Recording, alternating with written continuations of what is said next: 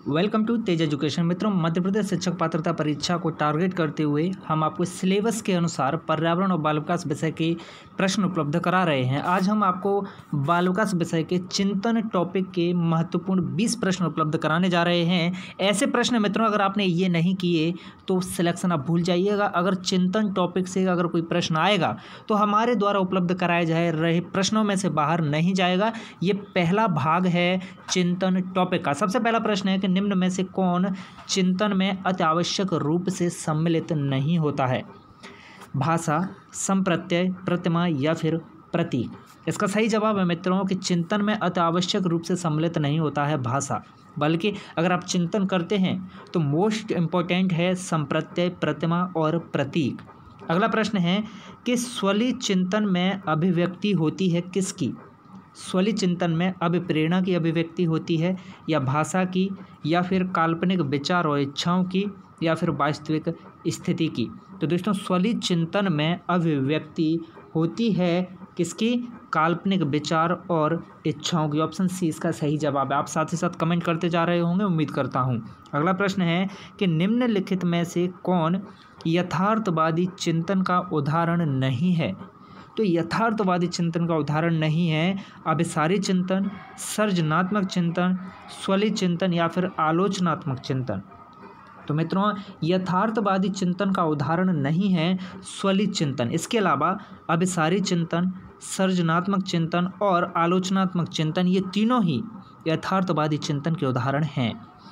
प्रश्न है कि श्याम प्रत्येक वस्तु को उसके गुण और दोषों के बारे में चिंतन करने के पश्चात ही खरीदता है।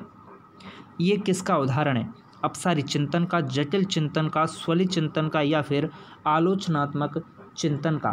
तो इसका सही जवाब है ऑप्शन डी, आलोचनात्मक चिंतन का उदाहरण है अगर श्याम हर वस्तु में उसके गुण और दोषों के बारे में चिंतन करने के पश्चात ही उसे खरीदता है तब।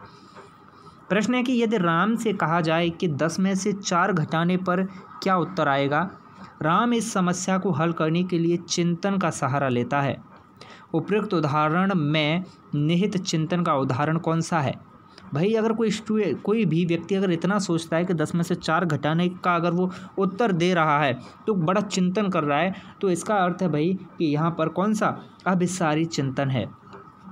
प्रश्न है कि स्मृति पर सर्वप्रथम क्रमबद्ध अध्ययन किसके द्वारा किया गया था? स्मृति पर सर्वप्रथम क्रमबद्ध अध्ययन किया गया था मित्रों, किसके द्वारा? एबिंगहास के द्वारा। अगला प्रश्न है कि स्मृति कोई निष्क्रिय प्रक्रिया न होकर सक्रिय एवं रचनात्मक प्रक्रिया है। यह किस मनोवैज्ञानिक के द्वारा कहा गया है? सबसे पहला विकल्प कि फ्रेडरिक बार्टलेट, एबिंगहास, एटकिंसन, शिफ्रिन या फिर वर्दीमर। तो मित्रों, इसका सही जवाब है प्रश्न क्रमांक 7 का ऑप्शन ए, फ्रेडरिक बार्टलेट। अगला प्रश्न है कि स्मृति की प्रक्रिया के तत्व निम्न में से नहीं हैं।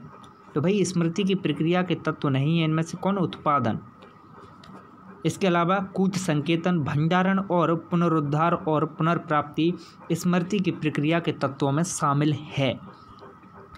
प्रश्न है कि कार्यकारी स्मृति की व्याख्या करने के लिए बहुतत्व मॉडल किसने बनाया था? तो काफ़ी महत्वपूर्ण है। तो बहुतत्व मॉडल दिया था दोस्तों किसने? सेडेले ने। ओके, ऑप्शन सी इसका सही जवाब है। प्रश्न है कि निम्नलिखित में से कौन सा प्रश्न है जो कि चिंतन की गहन प्रकार की शैली को प्रोत्साहित करता है? तो चिंतन की गहन प्रकार की शैली को प्रोत्साहित करता है योग व्यकलन का विलोम होता है। कहने का क्या तात्पर्य है? यह तथ्य। ओके, अगला प्रश्न है कि निम्नलिखित में से कौन सा कथन चिंतन के विषय में गलत है? चिंतन के विषय में गलत कथन आपको बताना है। तो मित्रों, इसका सही जवाब है कि चिंतन और भाषा असंबंधित है। यह कथन जो है गलत है, बल्कि चिंतन और भाषा संबंधित होते हैं एक दूसरे से। सबसे पहला विकल्प ये सही है कि चिंतन में प्रतिमा और भाषा प्रयुक्त होती है।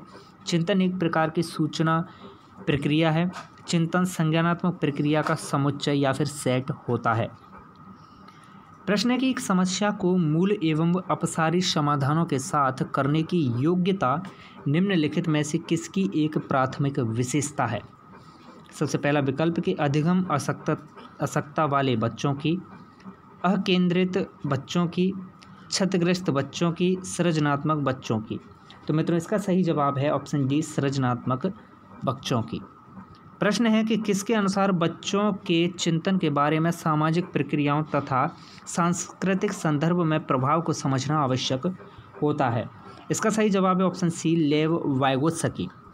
अगला प्रश्न है कि निम्नलिखित में से कौन सा गहन चिंतन कौशल का एक उदाहरण नहीं है। एमपी टेट में पूछा गया प्रश्न है, तो इसका सही जवाब होने वाला है मित्रों ऑप्शन ए, तत्काल तैयार करना। ये गहन चिंतन कौशल का एक उदाहरण नहीं है, बल्कि वर्गीकृत करना, चीज़ों को लक्ष्य का अनुसरण करना और व्याख्या करना, ये सभी क्या है, गहन चिंतन कौशल के उदाहरण हैं।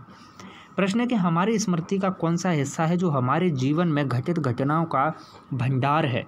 प्रासंगिक स्मृति, प्रक्रियात्मक स्मृति, शब्दार्थ स्मृति या फिर घोषणात्मक स्मृति। तो दोस्तों प्रासंगिक स्मृति जो है वो हमारे जीवन में घटित घटनाओं का भंडार है। अगला प्रश्न है कि जब बच्चे प्राप्त की गई सूचनाओं की व्याख्या करने के लिए अपने अनुभवों के आधार पर सोचते हैं तो उसे क्या कहते हैं दोस्तों, उसे सृजनात्मक सोच कहते हैं। ओके, जब वे अपने अनुभवों के आधार पर सोचते हैं तो उसे क्या कहते हैं, सृजनात्मक सोच। प्रश्न है कि निम्न में से कौन सा मानसिक क्रियाओं का स्तर नहीं है। बोध, चिंतन, स्मृति या बर्डन। तो मानसिक क्रियाओं का स्तर नहीं है मित्रों, क्या, ऑप्शन डी, बर्डन। ये मानसिक क्रियाओं का स्तर नहीं है। अगला प्रश्न है कि चिंतनशील सोच की चर्चा निम्न में से किसने की है। तो दोस्तों चिंतनशील सोच की चर्चा इनमें से की है डेवी ने। अगला प्रश्न है कि आगमनात्मक तर्क के स्तरों में कौन सा शामिल नहीं है। तो आगमनात्मक तर्क के स्तरों में शामिल नहीं होता है कल्पना। प्रश्न है कि बच्चों के द्वारा आलोचनात्मक चिंतन न सीखने का कारण क्या होता है। तो इसका कारण होता है कि कक्षों का उच्च रूप में अनम्य होना और उत्तरों का मूल्यांकन भी उसी प्रकार होना। तो दोस्तों ये वीडियो आपको कैसा लगा, अपना फीडबैक ज़रूर दीजिएगा और इसी तरह टॉपिक पाए जहाँ आप पर्यावरण और बाल विकास दोनों विषय हमारे चैनल पर कंप्लीट कर सकते हैं और सभी क्लासेस के PDF आप हमारे व्हाट्सएप ग्रुप में शामिल होकर प्राप्त कर सकते हैं।